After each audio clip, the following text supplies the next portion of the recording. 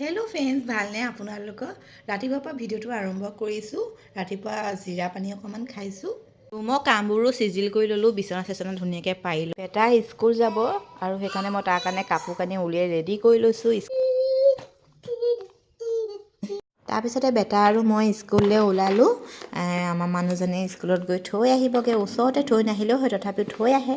আৰু বাকী আপোনালোকৰ স্কুলৰ পৰিৱেশটো দেখাই আছোঁ।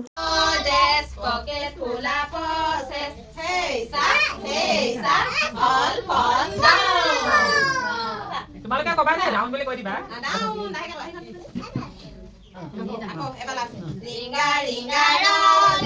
কালি মাজত পাই নিদিবা